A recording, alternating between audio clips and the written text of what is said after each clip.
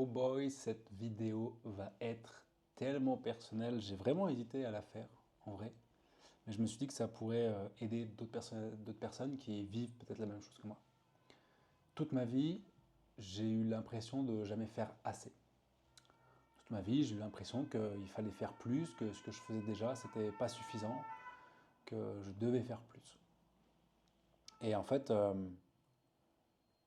tout ça, ça remonte super loin, ça remonte à l'enfance.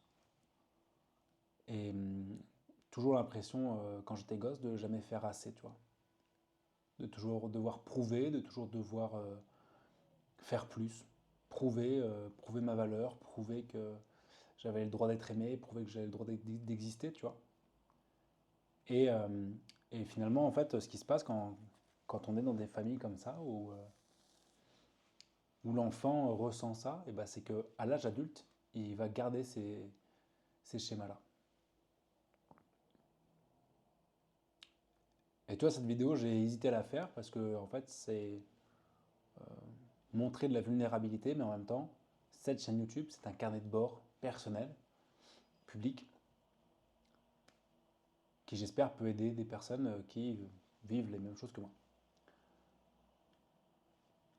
Si tu débarques sur la chaîne, salut, je m'appelle Lucas, je fais une vidéo par jour. Et, euh, et je fais cette vidéo parce que je pense qu'on est beaucoup, même à l'âge adulte, à avoir ce truc-là. On est beaucoup à avoir grandi dans des familles dysfonctionnelles, avec des besoins de montrer, des besoins de prouver, des nécessités de prouver qu'on était capable de faire les choses, qu'on était capable voilà, de montrer, d'être aimé, d'exister. Et c'est quelque chose qu'on voit très souvent, notamment par exemple à l'école, hein, c'est de l'amour conditionnel, c'est-à-dire de l'attention conditionnelle. C'est si tu as des bonnes notes, eh bien, tu seras aimé, entre guillemets, quoi. Tu seras un bon enfant.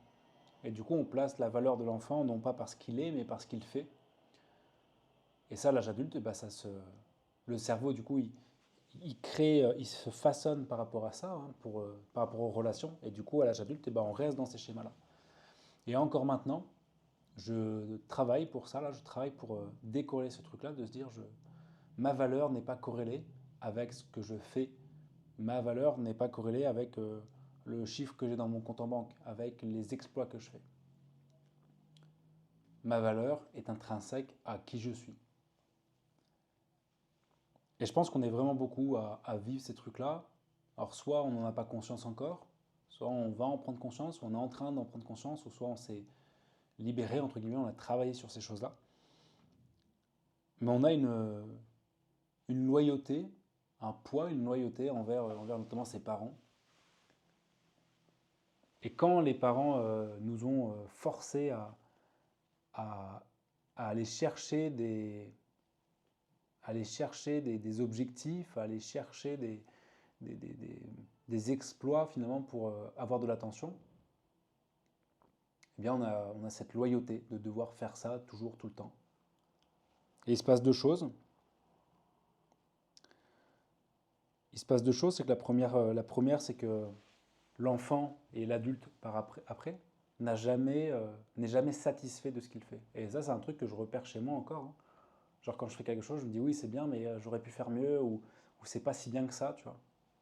Et on est toujours en train de s'estimer moins bien que l'on est, moins bien finalement que ce que nous sommes. Ça, c'est la première chose. Et la deuxième chose, bah, c'est que on a une peur de décevoir. La peur de décevoir sur chaque figure d'autorité, finalement, chaque figure d'autorité va aller rappeler les parents, le parent qui a mis cette pression à l'enfant. Et on a peur de décevoir sur chaque figure d'autorité, ou même sur chaque figure. Le parent, les parents, les mentors, les professeurs, le compagnon ou la compagne, on a toujours peur de décevoir. Et je me rappelle quand je parle à mes mentors et qu'ils me disent la voie à suivre pour atteindre mes objectifs, j'ai toujours peur, tout de suite, je me dis, oh, et si j'y arrive pas? Je vais pas y arriver. Et si je suis pas la bonne personne? Et s'il porte des espoirs en moi, et s'il me croit capable de faire quelque chose et que finalement je n'y arrivais pas, que je n'ai pas la bonne personne. Et tu vois, ça, c'est vraiment des schémas de merde qui remontent à l'enfance, quoi. Et ces doutes-là, c'est super désagréable à vivre, quoi. Parce que plutôt que de se dire je suis capable de le faire, je vais y aller, voilà la route à suivre, et bah quand on a été construit dans ces schémas de toujours devoir prouver, hein, qu'on avait le droit d'exister, le droit d'être aimé, bah en fait tu es à la recherche tout le temps à la recherche finalement d'être vu, d'être entendu, d'être écouté. Et du coup, bah, tu as toujours l'impression de ne pas faire assez et tu as peur de décevoir. Et du coup, tu te dis que tu n'y arriveras pas.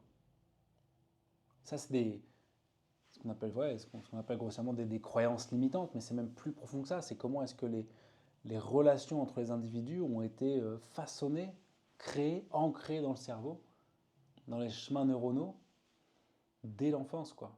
Et il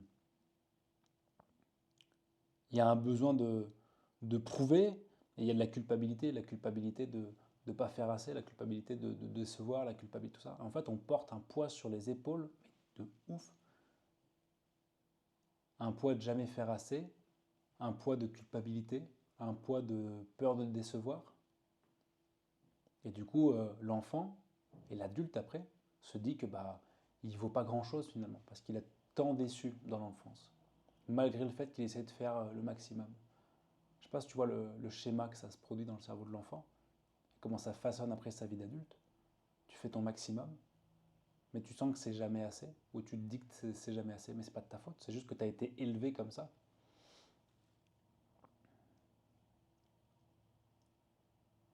Et je pense qu'on est vraiment nombreux, notamment chez les entrepreneurs, à avoir ces schémas-là. Et le problème, c'est que c'est une fuite en avant. Le problème, c'est que aucun objectif ne sera suffisamment grand pour venir réparer ce qui a été brisé dans l'enfance. Aucun, rien. C'est pas un chiffre d'affaires, c'est pas un exploit incroyable.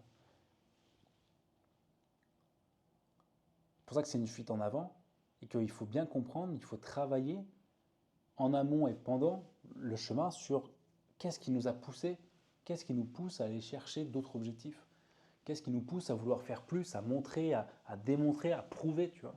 Est-ce qu'on se le prouve pour soi-même ou est-ce qu'on se le prouve parce qu'on a des blessures et qu'on veut être entendu, qu'on veut exister, qu'on veut être aimé?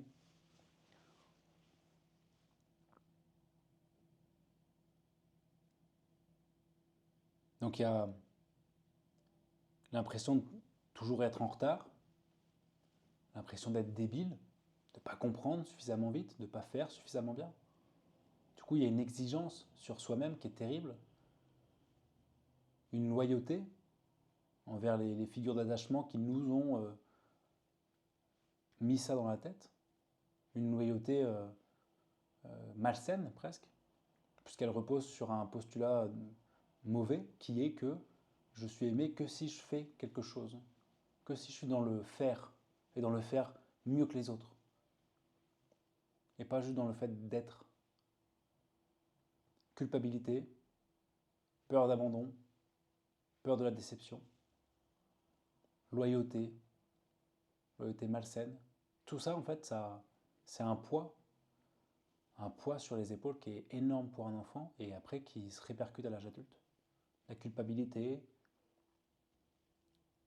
une estime de soi-même qui est pas, qui est fissurée puisque basée sur les performances. Et je pense que dans l'entrepreneuriat, c'est quelque chose qui est très présent. Puisque l'enfant qui a vécu dans ça, dans cette recherche de la performance pour être aimé, il va à l'âge adulte aller chercher des objectifs pour essayer de combler ça, pour essayer d'être vu, pour essayer d'être entendu, pour essayer d'être aimé, de se sentir exister. Mais tant que les blessures ne sont pas réparées de base, c'est une course en avant. Et jamais la personne sera satisfaite, jamais elle sera épanouie, jamais elle sera confiante.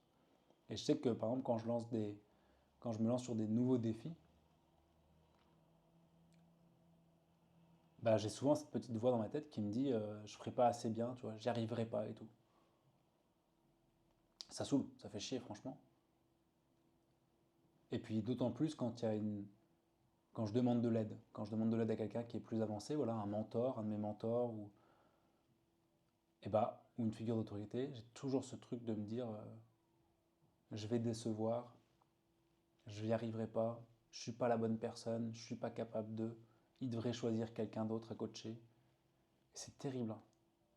Du coup, je suis vraiment en train de travailler sur ça. C'est une vidéo qui est hyper personnelle, dans laquelle voilà, je livre aussi des- Je me montre vulnérable aussi, parce que l'humanité, les humains, on est vulnérables. Il ne faut pas le cacher. Et là, en fait, je comprends que cette peur de décevoir, elle vient pas de ce que je fais dans ma vie d'adulte, mais elle puise ses racines dans ma loyauté d'enfant vis-à-vis de mes parents, notamment.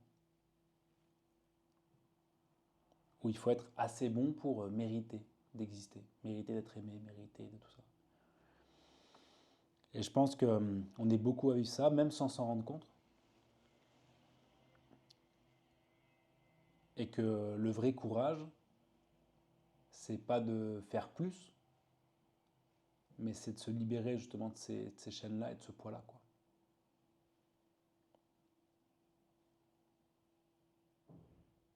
Donc là, aujourd'hui, j'apprends à dire que j'ai déjà fait assez, que ma valeur n'est pas corrélée avec ce que je fais, mais ce que je suis. Et j'apprends aussi à chercher non pas de la satisfaction et de la gratification par autrui, mais pour moi-même. Et pour ça, c'est hyper important d'être accompagné, c'est hyper important voilà, d'en parler et tout, tu vois.